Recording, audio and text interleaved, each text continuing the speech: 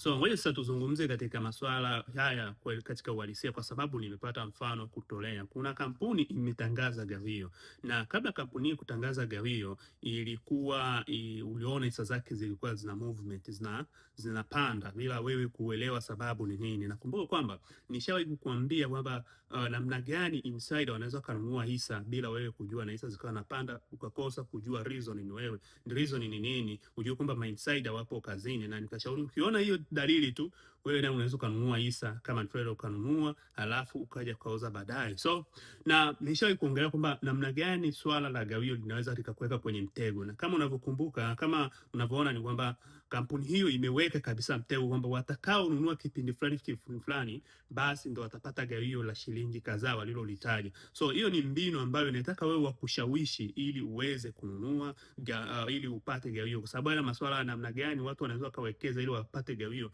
nishawahi kuiongelea. Na watu kipindi hichi ambacho watu wataanza kununua hisa kwa sababu na wao wapate gawio, ili nishawahi kuiongelea, na ndicho kitakachoendelea sasa hivi. Ni kwamba unaona hisa ya kampuni hiyo imepanda.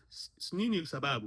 Watu wanaanza kuwekeza, na ukiangalia kabisa wao wametaja tarehe watakaonunua kipindi fulani ndo watapata gawio la shilingi fulani. Hiyo ni kwamba wanataka wakuhamasishe ili wewe uendelee kununua. Sasa nini kinachotokea? Watu wengi watanunua, bei ya hisa itapanda, na bei ya hisa ikishapanda, wewe na unanunua ili upate gawio, si ndio? Labda tuseme bei ya hisa itafika tuseme 3200. So inapofika 3200, wakati movement hii utaisha, bei labda itarudi kwa 2800. Wewe unasubiria gawio ambayo izidi 100. Kwa hiyo kwenye investment yako ndani ya mwaka mmoja utakuwa umepoteza karibia 400, utakuja kupata gawio la shilingi 100. Kwa hiyo pale ni kwamba utakuwa umepata 2900, utakuwa umepoteza 400. Sasa hiyo uwezo ukaiona, na ni mbinu ambayo inakuwa inatumika sana. So hii nataka nikueleze kwa sababu mambo haya nishawahi kuyaelezea, yanakuwa ni yapo before, nipata mfano kutolea. So nilieleza before,